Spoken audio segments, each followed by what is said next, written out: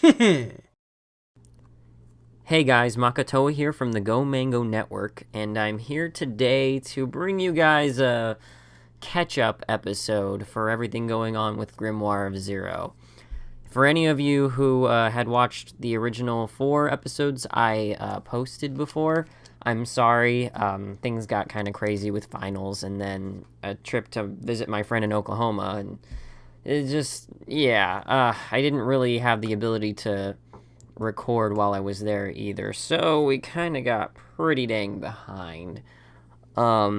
This particular episode will go over episodes, I believe, 5 through 10, so quite a bit of the show, actually.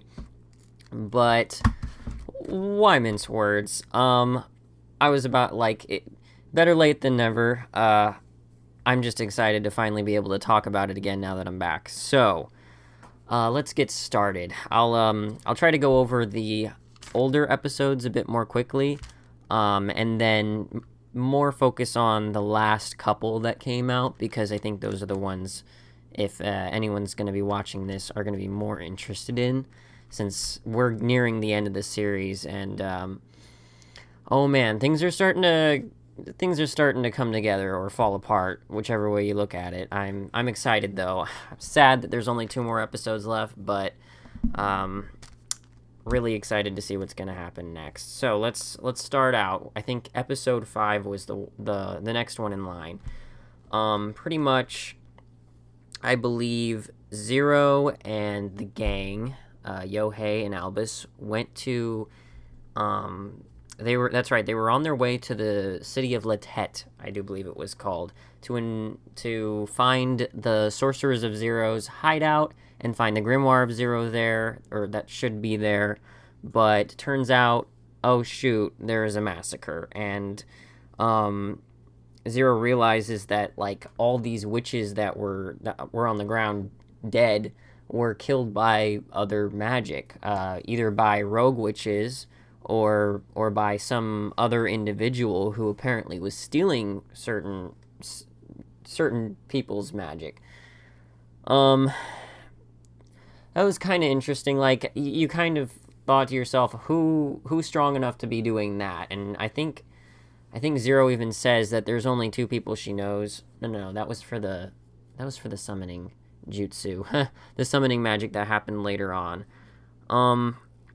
So yeah, some of them were drained, some of them were just killed by regular magic, and I think Zero was just shocked to see that her magic was used for such horrible things, when she initially created them to be useful as tools to help people in their everyday lives, but instead they were used for killing. And we got to see her reaction to that, which was telling, as she's the one who made the magic in the first place. Albus was obviously upset because a bunch of his friends were dead. Apparently among the dead, though, there was no sign of the book or the leaders of the Sorcerers of Zero, so they must have escaped or something. But strangely enough, like I said, Zero was finding it odd that some of the sorcerers had their magic drained. Even more odd, they found one of the survivors, I think the chef or the cook for the guys, the sorcerers, and Albus obviously knew him and was trying to heal his wounds, but obviously he wasn't going to make it. But before he died, he said that apparently he saw the tall guy walking in, and the other sorcerers tried to shoot him, and then they just disintegrated. So whatever crazy magic that was, that's pretty OP. That's pretty busted, in my opinion. Like, if you can just disintegrate people. Maybe there's an explanation later on, but, well, actually, there kind of is, but I'll get to that when we get to the latest episode, because I think we get to touch on something, or we find out how it kind of happens later on, I believe. But yeah, Albus goes through a lot this episode. Even tries to kill some of the like random looters that were around just out of anger, even though they weren't the ones who killed anybody. But yeah, and then I believe that was towards the end. We had the forced summoning where Albus said 13's name, because he said there's only one man who's strong enough to do something like this, or who would do something like this, and that was 13. And apparently saying that in the church like triggers this forced summoning thing where they all get transported to 13's hideout over in the castle, the kingdom, the king's castle, so even. And yeah, Yohei has a flashback, that's right, apparently, like, of his past, where I guess that's where he got the moniker of what was it, the Black Beast of Death, because some other mercenaries, I guess, tricked him into going out and I guess, I don't know, to fight, and then like it ended up being like a 20-person like battalion that he ended up wiping out single-handedly. So their blood stained black his fur or something like that. Pretty dramatic and cool, kind of cool actually. But apparently that was happening while his soul was almost being dragged through space or something like that, and Zero snapped him back into reality. And then we get to finally see 13, and Zero's obviously unhappy to see him and says, like, what do you think you're doing to my mercenary? I love that she's so like possessive of him, like, how dare you, like, you know, how dare you do this to my pet? But yeah, it's cute. Other than that, that's the gist of, I think, episode 5. Moving on to episode 6. That's right. Towards the end of episode 5, I think they get into an argument, 0 and 13, and for good reason. And 13 tries to attack Albus, and Yohei tries to protect them, ends up having 0 protect all of them. 0 doesn't like that. He almost attacked Yohei as a result, and so she's about to throw down, and 13 is not about to take it either, so they're about to just destroy the place with their just magical auras at that point. I think Mercenary tries to step in. Yohei tries to step in, doesn't really help. He can't do too much against magic. But yeah, that was interesting. I honestly thought that was going to be a full-blown fight, and I was kind of looking forward to see what would happen. But at the beginning of episode 6, we find out nothing happens, because the strike, or the clock strikes 12, and it's lunchtime. And apparently, I guess this is a cave witch thing, but can't fight on an empty stomach. So here we go. We all just up and leave the battle, and we're just gonna go have a delicious meal now. Okay. All right, sure. All right. Why not? So they're at the table, and 13 tries to explain himself. The forced summoning was just for anybody who would say his name in the church that they were in. It wasn't just specifically meant for those people. Zero's still mad because 13 almost hurt Mercenary, her little pet dude. Let's see. Yeah, doesn't like anything of the food except for the dessert. I recall that because that just seems to be her thing, 0. Always talking about the food, whether it's good or not. Oh yeah, that's right. So 13 pretty much... That's right. Serena, the whole... Gosh, sorry guys, it's been a while.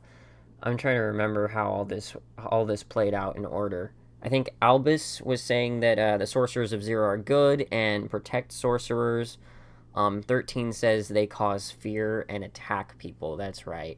They were arguing between themselves because obviously Albus hates 13 because he's hunting Albus's friends, and they kind of just have this debate about it. The rogue witches. That's right. That's the thing that 13 really uses to kind of shut Albus up in a way. He mentions, well, you know, those rogue witches that you just let go because you couldn't even control them. Look at all the damage they've done. And you're trying to say that your hands aren't tarnished or bloodied because of it. Like, you guys are just as guilty because of what you let those rogue witches do. And besides the rogue witches, they've still killed in the name of whatever they were fighting for. And so what are people going to think?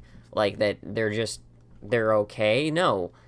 In the general public's eye, people aren't going to see the difference between a good and an evil witch. They're just going to paint them all the same.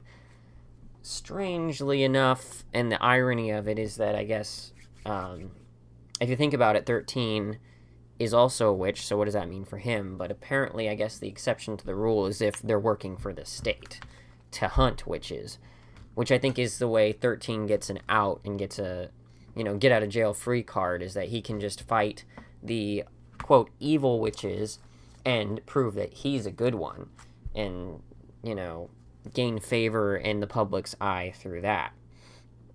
Albus obviously doesn't like that. But then throughout the discussion, we end up finding out, or at least, we knew this as the audience, but Albus ends up finding out that Zero actually isn't on his side. That it was kind of a bit of a trick, and that they were sort of just using him to find the sorcerers of Zero.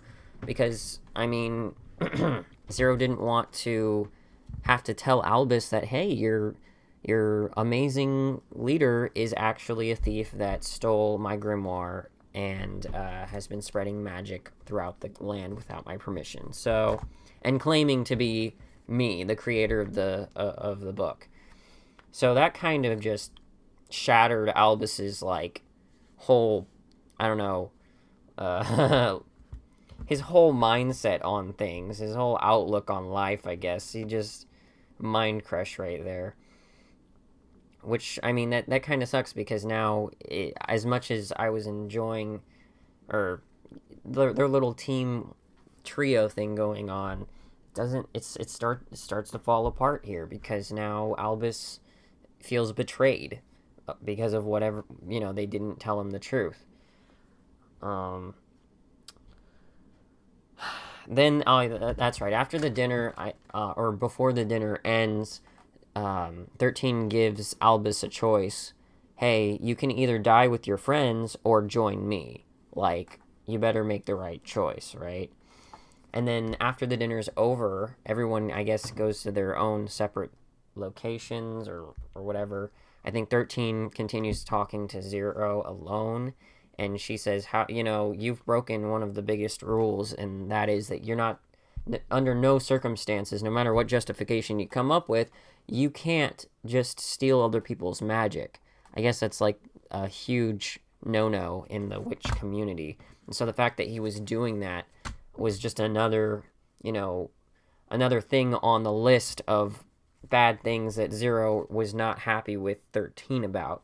13 doesn't seem to care. He's just out for his own agenda, and tells Zero that she needs to go back to the caves, I guess.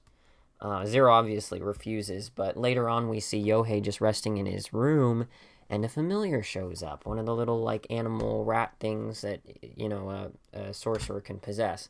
Leads him to a secret room where he finds 13, and they have a little chat.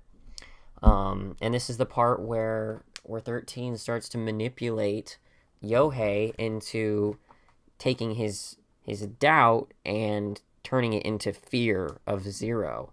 That Zero has not been his friend all this time, and that she's only using him, and that, she's killed beastmen before for power, and she's going to do it to him eventually, or that she's just using him as a rare specimen that will get discarded or whatever later on. Apparently, interesting enough, I think something that we'll see later on too, 13 says that, or that's right, Yohei says, so you can control any kind of beast with that kind of power, for the familiar, the little rat that led Yohei to his little hiding spot. He's like, only those with inferior intellect than my own.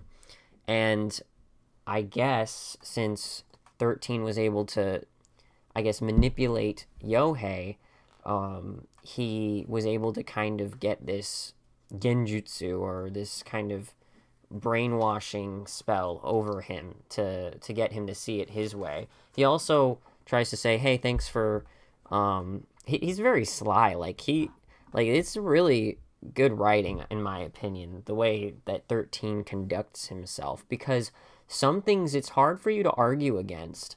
Like when he was talking about how, oh, people are just going to see you guys as evil because of all the killing you've done. Your hands aren't clean. Technically, he's not wrong, you know? He's going about it a different way than maybe what you'd think is, I guess, kosher, but he's not necessarily wrong with some of his logic. But I mean, it only takes a little bit of a lie in the truth to make it a lie, and he does that very well as he manipulates Yohei. His eyes turn purple and everything, I guess. Is that the sign that you've been possessed by, or you're now a familiar or something, or you're being manipulated? I don't know. But pretty much tells him to leave, take this little potion with you. Anything it touches will, like, lose its magical properties, which will turn you back into a human, apparently. So Yohei takes it and leaves, and then before he can escape completely, Zero shows up and confronts him, and he's like, you thought you could trick me, Zero, but I'm on to you now. Draws his sword, and like, oh, poor Zero. She's heartbroken because Yohei just fell for that completely. She snaps him out of it, but by the end of it, she's like, but that just pretty much means you had doubts about me this whole time. Like, 13 can only, turn doubt, the seeds of doubt into fear if they were there to begin with, right? So she just came to the conclusion that you've doubted me this whole time, and that was enough for her to be like, you know what? Contract's over, man. Have a good life. You don't need to protect me anymore. I won't turn you back into a human anymore. Like, we're through. It was pretty sad. I was not. I didn't cry or anything, but no, it was sad. And like by the end of the episode, I mean, all three of our little trio of protagonists just completely destroyed. Albus is over there in a cage awaiting, his decision whether or not he's gonna be burned to a stake or join 13, and then Yohei's leaving. He's no longer friends with Zero anymore. So there's that. It's like the whole band just like separated, man. It sucks. It was a very somber ending for an episode. But yeah, still, I mean, that just goes to show, for me at least, how good the show is, because it's pulling at my heartstrings a little here. I at this point I was like, please give me the next episode, because I need to see them get back together already. But episode 7 comes along, and that's it. It's kind of like, I don't know how to call this episode. It was kind of like just a reflective one. We didn't, like, obviously we're not going to see them get back together in one episode's time, but at this point, Yohei pretty much he left the castle, he's still in the city, and he ends up helping this girl with her shop because she asked, and he's a nice guy, what else is there? Apparently, though, she was just using him, and it's sad to say, because, man, it's like one thing after another. First you get dumped by your girlfriend, and then now this other girl you meet just uses you so that you can be a bodyguard or a bouncer to, like, take care of some other jerks who are pretty much stealing from these poor folks. And these guys who are stealing are also Beastfallen, and it's kind of this world where, oh, we're grateful to the Beastfallen that they're hunting the witches, but at the same time they're taking advantage of us because they're bigger, and we don't want to start any trouble, so they get to just do whatever they want, steal all of our stuff, and we have to just go along with it, which kind of sucks. But Yohei obviously is a good guy, and he's not going to just sit by and watch it. I love how he just punched the pig straight in the face. He's like, oops, I broke one. Here, have some, I'll pay for that, and just walk away. But yeah, apparently we hear that this girl's mom was eaten by a beast fallen. And that just kind of complicates things more because, geez, it's bad enough that they're bullying you and forcing you to, like, give them your stuff. But if you're not careful, they might just eat you too. Like, that's great. Poor guys. So it's understandable in a sense that they decided to try and use Yohei to take care of these other beast fallens and get them away from their inn. But in the end, Yohei finds out, and that sucked. Yeah. So now Yohei's just like, well, that's great. I trusted another person. This is what happens, you know. I think the quote that we hear is, it is what it is. And he beats the tar out of those other guys anyways, which is satisfying. But then he ends up leaving. Then I think we cut to, what was it? Albus still in prison. 13 comes to ask him one more time, hey, are you gonna, like, what's your decision? Are you gonna join me or not? Because if you don't, you're gonna be burned at a stake.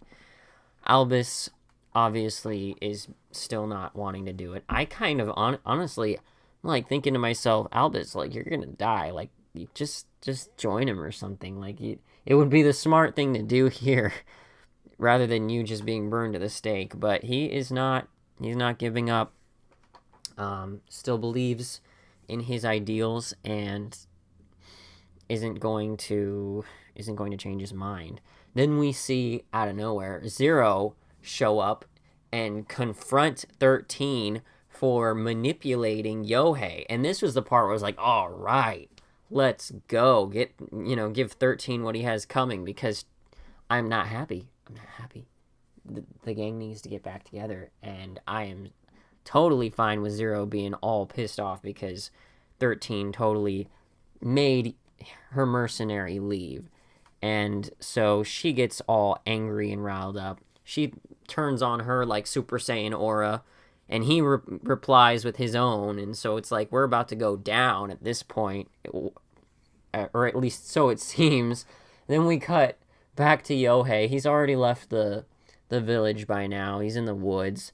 And out of nowhere, here we go. Dogface is back, or at least that's what Yohei calls him. I guess he prefers to be called a wolf or something, but he's back and he wants revenge. Yeah, so he also brought witches with him to try and kill Yohei as a result. What a swell guy. And this is the part where I remember distinctly. I was watching this even on my trip, and like Yohei's being hunted. He takes out one, snipes him with like a throwing dagger. I love it when he does that. Then there's another one he's chasing after, is about to like attack over by a cliff, and then he gets shot from behind, like right through the kidney or something, like. And I didn't even, oh my gosh, as soon as he got shot, I like screamed. I was like, no. And my poor friend Jared, who was there with me, he's just watching me overreact to all this, because he just jumped into the show because anyways. Oh man, yeah. But then when we saw that Zero's contract, oh my gosh, not the contract at the beginning of the show, but like remember episodes back when he was taking a bath, Yohei was taking a bath, and she helped him out, and she wrote a like little circle on his back. I always thought that the whole time that was just to dry him off, because she used like a spell and then he was suddenly dry. No, that was set on there to protect him. Oh my gosh, so that damage that he would have taken went straight to her instead. And so she's like about to battle with 13, and suddenly like she takes an arrow to the gut and just falls over. with a pool of blood, and I'm just like, oh my gosh. And and then you look back, and there's that like the witch who's like just shocked because you just shot this guy with an arrow and nothing happened. So she starts to freak out. I'm like, I'm like, kill her, just kill her. She needs to die. She needs to die. Kill her. And like even when Yohei was like about to freaking maul her because he just started to go beast unleash on her and about to not just like Tokyo Ghoul over here start eating humans, and I was so mad at her I wouldn't even cared. But thankfully he has a moment where he remembers Zero's words that, you know, she still believes that he has a pure and human heart, and that if he ever turned into a monster, she would. Yeah, I don't remember the exact phrasage of it, but it was touching, and obviously it affected him, and so it snaps him out of it, so he ends up not eating her after all. Still should have killed her, though. Anyways, so he walks it off, but at the same time, apparently Wolf Dude got betrayed by the witches that he had hired to kill Yohei. He gets shot too, and now he's bleeding out. And Yohei just walks by. He's like, you know, he serves you right, like this happens, and then Wolf Guy, surprisingly, I did not see this coming, mentions he needs to protect Serena's granddaughter. And obviously that means something to Yohei at this point because of all the stuff with the Grimoire of Zero. And he's like, wait, what? And he ends up helping the wolf dude and keeps him alive just so that they can figure out what's going on. So I think that was the end of episode 7. That's right. And now we're moving on to episode 8. Let's see here. So Wolfman, that's right. He gives his backstory. He's nobility. He used to be, you know, the son of a noble or something, and ended up kind of messing around in bed with some other people's wives and nearly got killed, so he had to run away. Ends up running to a forest, finds Serena. This is a flashback, so this was apparently before witches were deemed evil, and were being hunted. So Serena's still a good witch, and he sees her, and he's like, hey, I got nothing to lose now. Why don't you let me follow you around, right? She's like, I ain't got no use for you. It's like, well, then turn me into a beast man. That way I can be useful, and people wouldn't recognize me anymore, so they will stop hunting me. And she obliges. And he ends up becoming kind of like her caretaker for her granddaughter. Which, I mean, they show like what the granddaughter looks like as a child, a little baby. But even before this episode, man, I already called it. I already knew who it was, but I'll get to that point. It's gonna be spoilers, so if you haven't watched up to this point, I don't even know why you'd be watching this video, I guess. But yeah, we're gonna get into some like spoilery territory for I guess plot twist stuff. So coming up here soon. Yeah, so that was his backstory and how he met Serena, and now when Serena was the Mooncaller witch, it even touches on the part where she was about to be hunted and burned to a stake by the village after the plague happened. And Wolf Guy was like, hey, you know, they won't listen to reason, so I'll stick around and fight them with you. Like, she's like, then I truly will be an evil witch. So you know what? Just take my granddaughter and run. Let them do with me what they will. And he didn't want to do it. And she's like, you know, you're the best manservant I could have asked for. Oh, that was touching. So he ends up taking her grandchild and running away to keep them safe. Serena ends up getting burned at a stake, and then the granddaughter starts to grow up, and she runs off to become one of the sorcerers of Zero. And so now, this whole time, Wolf Guy has been searching for her. And even to like comments on, and this was something I didn't understand back when it happened, and that was episodes back when they first introduced us to the Wolf Guy. Met him at the bar, and he smells Zero, and he's like, "Oh, she's a witch," right? I was like, "Wait, I thought that they even said it in the show, like only witches can tell who other if someone's a witch." So I'm like, how the heck would he know? And it ends up being because it wasn't that he smelt her and he could tell from that she was a witch. It was he smelt Albus on her. Oh, frick. There goes. There's the spoil. He smelt the granddaughter who he was searching for on her. And so by association, she must have been a witch at that point because the granddaughter was in cahoots now with the sorcerers of Zero. So it makes sense that's why he wanted to trade all of his like slaves for Zero at that point in time too. So it's cool how it all tied together in a way. And the show continues to do that in subtle ways that we don't actually like. They don't even touch on it. But if you think about it, like you see, oh, so that's why. Like it's this part. That's why that connection didn't seem to make any sense at the time, but now it does. And as we continue, like let's see, that's right. So after the flashback and stuff, he heals or 13. Not 13. Yohei finishes, like, I guess, helping Wolf Guy with his wound. And so they're walking away now. And, oh, shoot. We see a bunch of people running towards the city. And Yohei realizes, oh, shoot, did Albus, like, not actually take 13's advice? And so he's like, oh, frick, my friend's about to be burned at a stake. So Yohei, being the good guy he is, starts running back to the city, and Wolf Guy is going along with him. And, yeah, earlier in the episode, we see, like, 13 confront Albus one more time. Hey, you better join me.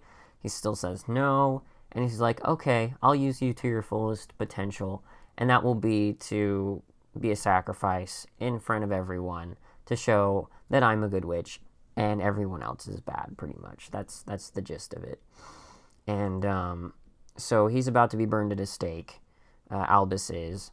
Obviously, 13's trying to, like, manipulate the crowd and say, oh, yes, all witches are evil except for I, or the witch, because I work for the king, and I have decided and pledged myself to kill all other witches that are evil, and just using his manipulative powers, which, I mean, they don't even have to be sorcery. He's just good with his words, to just sway the crowd, sway everybody into thinking that he's a good guy, pretty much. Albus has some final words where he tries to rally his anybody in the crowd who is still a witch to try and, like, join forces and kill 13. Nobody actually responds to it, sadly, but it was a valiant effort. Strangely enough, it's something that that 13 actually suggested that he try to do. Like, why don't you have all of your witch friends try and, like, band together against me? I think he wanted it to happen, and we find out later on why. Which is another little tie-in, I guess. So, but yeah, so Yohei and Dogface, like, rush in. Dogface, I love calling him that.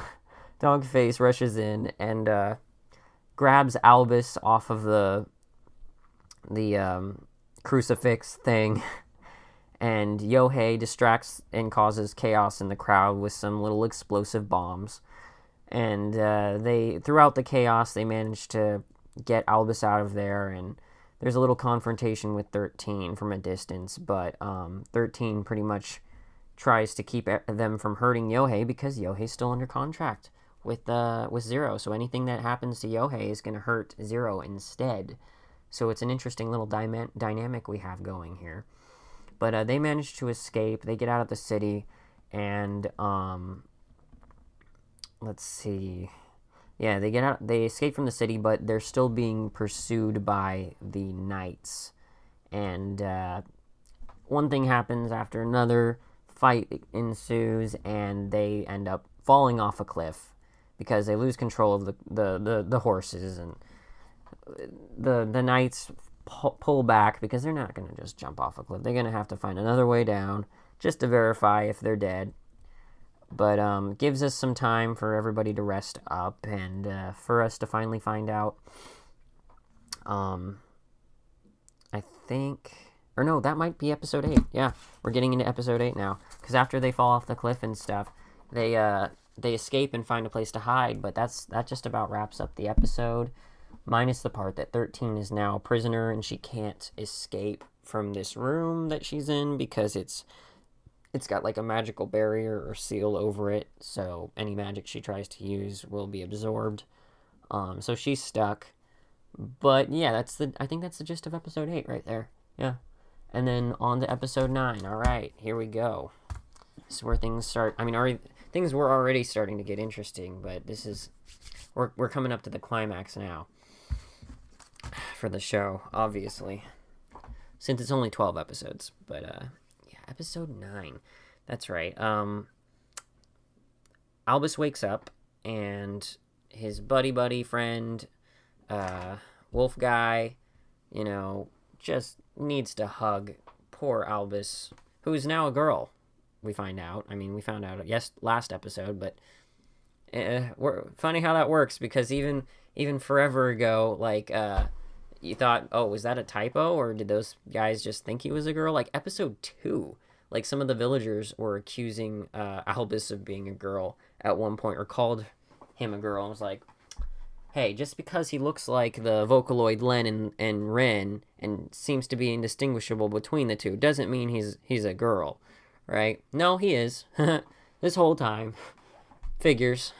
And like I was saying before, I saw that coming a mile away, dude. Like, when we were talking about, oh, who's this, granddaughter sorcerer of the Mooncaller Witch, Serena? Who could it possibly be? And, like, we've not seen anybody else in this show, like, one thing that they could have done that would have helped, like, I guess with misdirection, is if they showed more seemingly relevant looking characters so that they could keep us guessing. But, like, when we've only got the main trio and 13, like, who else is it gonna be when they're, like, seemingly trying to hide the identity of the individual rather than just being out front?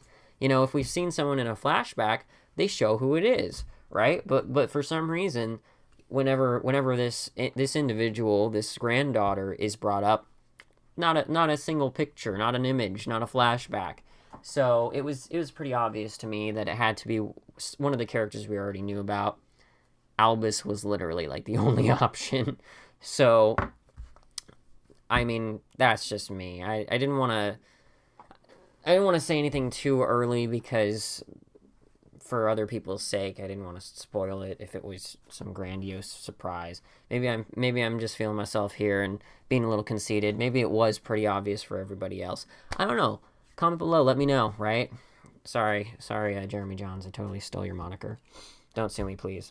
But, anyways, continuing on, where we've got the two beast dudes and Albus, and now they're just trying to figure out what to do here. Let's see. That's right. He wants to gather all of the Sorcerers of Zero, find them, and have them wage war against 13, and also fight off the Rogue Witches, which sounds like a good idea, right? But no, not really. Not at all, because Wolf Dude brings up the very valid point that, oh, don't forget the contract. Oh, wait, no, that's right. It wasn't 13 he was talking about. It was the sorcerer who is in charge of the Sorcerers of Zero, who stole the book from Zero and wiped out all of Zero's friends and stuff. So he doesn't want to follow that individual anymore. He wants to lead the Sorcerers of Zero against him. this individual, right? And, I mean, if it isn't obvious who it is by now, come on, guys. Like, this was another one of those situations where it's like, who could it be? There's all... It's a tall guy. He seems to be super OP, you know. Who could it be? But yeah, it's pretty much 13. We don't know that in the show yet, and the characters don't. But yeah, I think by the end of the episode we find out that it's 13. If not, it's episode 10, which if you're watching this, I mean, you've probably watched all the way through. And I said earlier that we were going to get some spoilers for character reveals or plot twists. So you had been warned. But, yeah, so they still think it's some anonymous wizard or something, and they want to fight him. But guess what? There's a contract that guy made with anyone who was taught to use the magic. I imagine that's with the rogue witches too, because like they were originally sorcerers of Zero to begin with too. So pretty much anybody who learned from the book must have been under this contract, and it was a contract saying that no matter what, they can't attack him, right? The leader dude. And if they do, they'll die, pretty much. And at that point, it's kind of like, oh, so you guys can't kill him. You're going to have to find somebody else to do it or something? But then Albus thinks, oh, wait, there's another way. Zero can deny people magic, or like use of magic, right? Happened in the first episode with Albus. She's like, access denied, buddy. That's my magic, you know? It's my property. So he's like, oh, what if we draw this massive, you know, magical circle around the entire country of Wenius, or whatever it's called, and if Zero can, like, just access deny the entire place and no one else will have magic anymore. I have absolutely no idea how that makes too much sense, but then again, I guess we've seen it happen before, because when they were investigating the massacre at La Tête, we found out that some of the sorcerers had their magic stolen from them. So I guess it is possible in this world. So, you know, it sets it up. I like that this world follows its own rules. And even though it may not make sense to begin with, they explain it later. So it's a good attention to detail. Whoever the author is liked to wrap things up nicely. And that's something I really appreciate. You know, so continuing on, the new plan is to rescue Zero and or at least split up, because we're going to have Yohei try and rescue Zero, and then the other two, Wolfface and Albus, were going to go write the summoning circles around the entire, like, friggin' country, district, area, whatever. One problem, they still need to figure out where Zero is, which, I mean, I think it would have been obvious to begin with, since the last time they saw her was in the castle, but I guess not, so we gotta go find one of her belongings to use that search spell to figure out where they're at, which, there you go, another tie-in, all the way back to episode 2, where a witch uses an item or part of them, something associated with them, to use as a searching spell to find out where they're at. So here we go again. You know, using the laws that are in the universe already. I'm sorry, I just really like it when they do that. When you wrap things up nicely. When you go back and reference something, it's like, oh yeah, they didn't just make that up. That's something that's already existed in this world. It's been pre-established. You know. So the only thing they can think of is, oh right, that perverted old shop seller who they traded Zero's old clothes with for the new outfit. He still probably has that thing. And lo and behold, he did. And I was wondering, honestly, I was really wondering, when like episode 3 or 4 came around and that was happening, and we were spending so much time in the shop with that shop owner, I was like, why is this why are we spending so much time here? And lo and behold, again, It's because we were going to end up, like, who knew that this shopkeeper and the clothing thing where he was being a pervert over it and wanted to keep it, who knew that would actually be relevant to the plot later on? I would have never guessed. So kudos again, where we go back to something from episode 1, 2, or 3 and use that to continue following through the plot. So it's like nothing that's happened so far was wasted. Even when back then it seemed like it might not be that relevant, it ends up coming out to be more relevant than we ever would have thought. So props, man, props. One thing after another. There's another one that I'm about to talk about soon too, where it happens. But yeah, so that's the plan. They sneak back into the city. It was funny how they did it. Like, of course, it's the two guards who think that Yohei's a pervert because of his, quote, sex slaves from, episode 4. And they're like, oh, wait, it's you. We can't let you in this late. You're not allowed in the city this late. No, we won't open the gates. And he's like, oh, and where are your slaves anyways? It's like, oh, they were delicious. Also, I'm gonna need you to open the gate because I'm starving right now. Like, I thought that was great that they used that to get the guards to open up, because yeah, you don't want to get eaten. You don't want to risk that, buddy. So he's like, don't cause any trouble. Go ahead. But yeah, they sneak in. They get the clothing back. Promise the poor old man to exchange it later for her used socks. Because that's something okay, sure, whatever. Use the summoning, or not the summoning, but the searching ritual, and Albus finds out where she's at. She's at the highest tower in the castle, being guarded by dragon. No, actually, there's no dragon, but... and at that point, that's when they split up. Yohei goes to scale the entire freaking cliff all the way up the castle, and then the other two split off to go and write the summoning circles. So our team splits up, and I think that's right. One more thing happens. Well, two more, I guess. Yohei almost falls off the cliff, but he's all right. He still makes it, barely. And then while the two are out and about trying to make the circles, they run into the Sorcerers of Zero, who aren't actually that happy to see them, or at least you thought at first. Later come to find out, and this might be a part of episode 10, I'm not sure, but later come to find out, oh, hey, your whole plan to stop everybody from having magic, our leader said that would happen. I didn't want to believe it, but they said that you'd betray us. Now you're a traitor. You have the right to remain silent. And so they just pretty much got abducted and captured by the Sorcerers of Zero, who are probably going to kill them or something. Anyways, episode 10, finally, the latest episode that just came out a couple of days ago prior to this recording.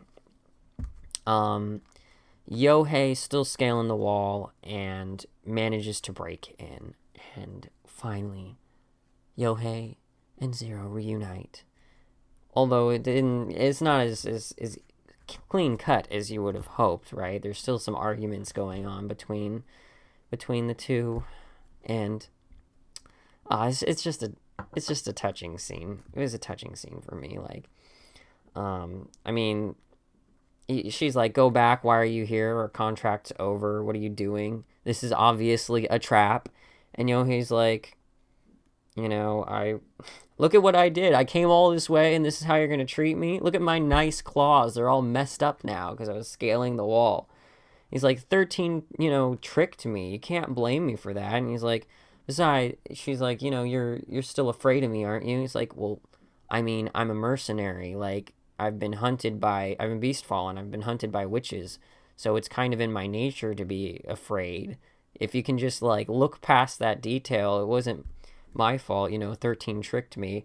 And then Zero starts crying, and she's like, you know how much it hurt having to let you go because you were afraid of me? It would have been easy to just, like, manipulate you like that, but you were afraid, so I just let you go. And then she hugs him, and then is so sweet. So sweet. But then, of course, he's got to be like, okay, here's the plan. Albus, and then force summoning. Here we go again. All right. So now Zero's captured again in this cage that doesn't let her use her magic, and Yohei's on the floor, waking up from his or space travel again, and there's 13. Just like, it's a trap. Hello. Then, skipping back to what's going on with Albus and Wolfman, they're captured, and Albus tries to explain, and they're like, are you kidding me? If we lost all of our magic, which we don't even believe you could have even pulled off, because you'd have to be the creator of magic to do that. And, but even if you could, we would be powerless before the war. We'd be totally wiped out. Whatever, we're not going to let you do that. And so you're still a traitor. We're just holding you captive. And then they pretty much send off the wolf guy to be butchered so that they can use him as a ritual for more power for the witches before they go on their final attack on the city, which is what they're plotting right now. So that's things are looking pretty hopeless, because what is Yohei going to do against freaking 13, one of the most powerful witches in this universe? And then what are they going to do when they're captured? Like, it was pretty bleak, but somehow things actually were working out. And interestingly enough, I don't know, I feel like this is one of the areas of flaws, one of the flaws in this episode at least, and that is that when the wolf guy was about to be slaughtered by this older magician, or from the Sorcerers of Zero, he ends up letting him go and saying, oh, I don't believe that you could potentially wipe out all magic, but I know your intentions are good, so even though I don't agree with your method, I'm gonna let you go. What is that? It just feels super convenient. How did that really? Who is, at least maybe, it seemed like he was old enough to have known Serena, so maybe that was it. He felt sentimental, and that this was Serena's granddaughter, like Albus was, and so that by association, the wolf dude was also friends with her, and it's maybe he felt bad and was like, I want to respect Serena's wishes. It seemed like there was a hint of that, but I wish we would have at least gotten a little bit more to explain more what his reasoning was, because it just felt a little too convenient. That is just hey man, I'm the one witch that's gonna help you, and go free. But that's how it happened. Okay. And wolf guy's free, and last time we see him, looks like he's secretly following the group and waiting for his chance to free Albus, as the Sorcerers of Zero are getting ready to travel back to the capital. Meanwhile, at the ranch, and by that I mean in the dungeon of 13, we have probably the most interesting discussion. It's a meaty discussion or argument between 13 and Yohei. So I taking notes, it was just there's a lot going on here.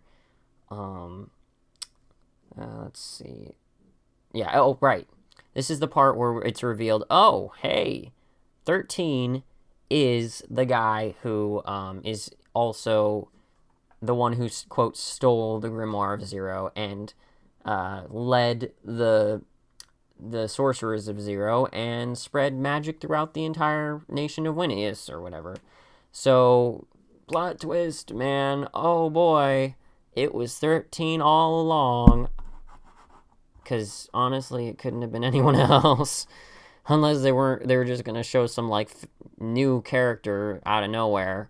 But the reason why I was saying that at least it ties in well with the past is because back in episode 5, when the group is investigating the massacre at La Tête, they find the old man who had been like the one survivor of the sorcerers of Zero, and he's like, I saw the tall guy come in, and like some of the sorcerers tried to attack him, and then they just disintegrated.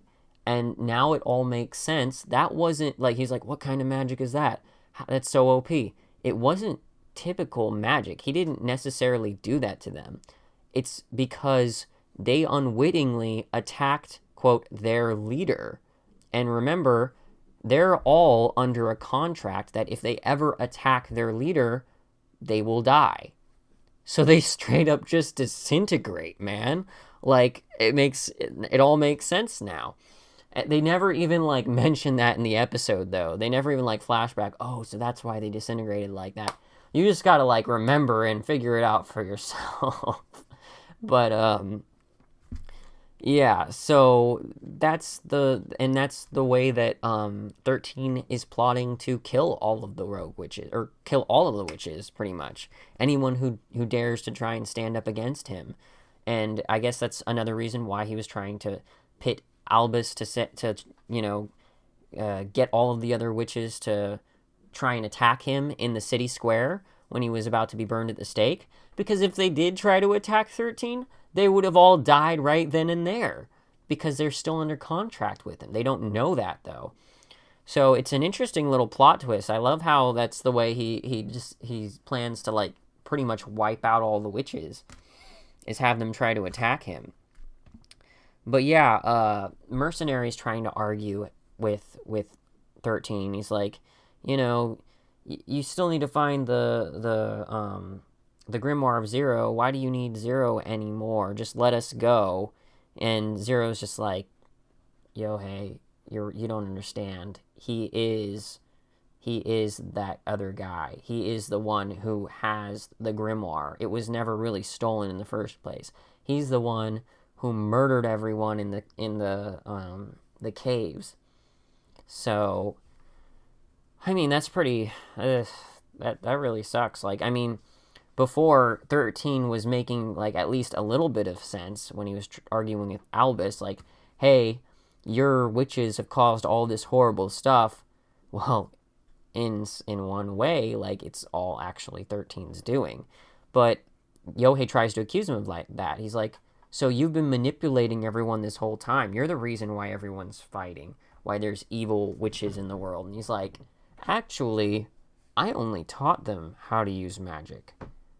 I knew that by human nature, they were going to turn evil anyways. Like, I didn't even have to help them do that. The rogue witches went off on their own. He was just trying to prove that, or no, that's right. All he did was accelerate the process. So he was only pretty much bringing things to the same conclusion that they would have happened to anyways. Eventually, witches would have caused chaos and killed people, and then there would have been a revolt and a war, one way or another. He just sped up the process. And I guess it's like, what's the point of all this? Why are you even doing this in the first place? He wanted to speed up the process so that, like, at one point, sooner than later, he can distinguish himself and a select few as good witches against evil witches. Because if he had just tried to go along normally, over time, witches would have gotten a bad reputation anyways, and they would have all been hunted. And so he was like, well, why don't I do the hunting now and show everyone I'm good, so they wouldn't like even bother trying to hunt me. And apparently another reasoning for why he did all this was it was all for Zero. I wanted her to have that ideal little dream fantasy world that she thought would happen if magic was introduced to the real world, which, you could he can try to argue that. I don't know how much of that's true, because it does make sense. Like, Zero's interpretation of what the world would have been like with magic was a lot different than what she thought it would be. Like, even when she was going through the streets where the massacre happened, she's like, is this really how magic can be used? Like, she didn't see that coming. She was naive to it. So in a way, 13 was right that, Zero should have stayed in the cave, quote unquote, because her introducing magic to the world wouldn't have, like, made it better. It would have made things worse. Now, Zero knew that, or 13 knew that, and decided to do it himself, dirty his hands, and then try and, in this twisted way, speed up the process and put himself as this righteous wizard so that there could still be a good representation of wizards in the world by the end of it all. And you know what? Like, as much as they try to paint him as this horrible villain, there's, like, not too much that, I mean, he makes sense in some ways. Like, obviously, no, you shouldn't be manipulating everyone and now using them to, like, accelerate this process. You've killed people. You've murdered all of Zero's friends. That's the biggest evil part he did here, was, like, all of the wizards in the cave he killed. That's all Zero had. He murdered them all. And, like, that was the part that Yohei finally was able to, like, gain some upper hand in the argument against 13.